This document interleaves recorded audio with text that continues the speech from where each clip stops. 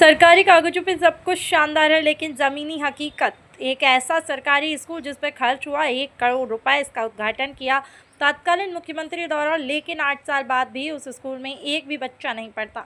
सवाल यह है कि आखिर बच्चों का कसूर क्या है।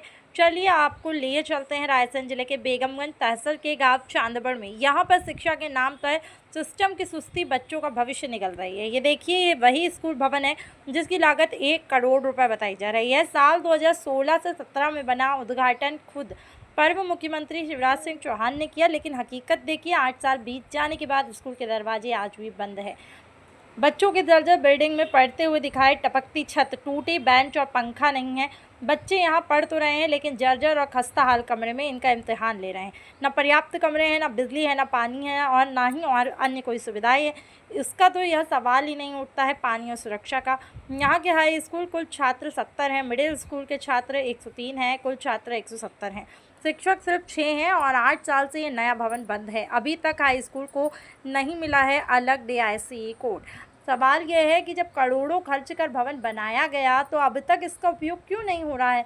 8 साल से ये इमारत ताले में क्यों बंद है। DICE कोड जारी करने में शासन को आखिर इतनी फाइलें पटकनी पड़ती हैं जब प्रशासन बच्चों के भविष्य से खेलने का जिम्मेदार नहीं है। सरकार की नीयत पर शायद शक ना हो, लेकिन सिस्टम की सुस्ती और अफसरशाही की लापरवाही ने गांव के इन बच्चों से उनका हक छीन लिया। अब सवाल शासन प्रशासन से है, क्या कोई जिम्मेदारी तय होगी? क्या ये स्कूल अब बच्चों की आवाज़ गूंजेगा, या फिर 1 करोड़ की ये इमारत यूं ही बिलासती की बर्बादी का नमूना बनेगी और खड़ी रहेगी? क्योंकि बंद स्कूल में देश नहीं बनते, देश बनते हैं पढ़ते हुए बच्चों में। नई बिल्डिंग में अनुराग पटेल शासकीय हाई स्कूल इस वजह से शुरू नहीं हो पा रहा है क्योंकि शाला को 6 से लेकर 10th तक एकीकृत कर दिया गया है। एकीकृत होने के कारण हमें एक ही डाइस कोड 233-402-04-003 प्राप्त हुआ है, जिसके अंतर्गत 6ठी से लेकर 10वीं तक हर विषय को पढ़ाने वाला केवल एक ही शिक्षक है। जो शिक्षक 6ठी को पढ़ा रहा है वो ही 10वीं तक पढ़ा रहा है उस विषय को।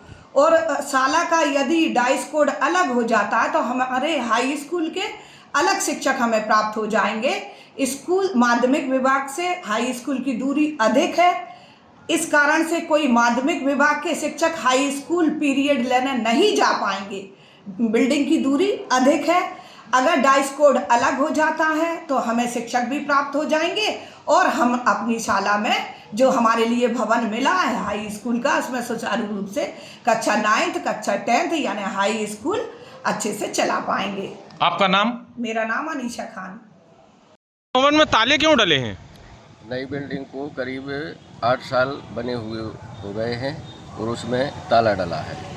और पुरानी बिल्डिंग में बच्चे लोग 50-50 बच्चे एक क्लास में पढ़ रहे हैं, उसमें बच्चों लोगों को दिक्कत आ रही है और खेलने के लिए भी उधर जगह नहीं है और बहुत दिक्कत का सामना करना पड़ रहा है बच्चों के लिए।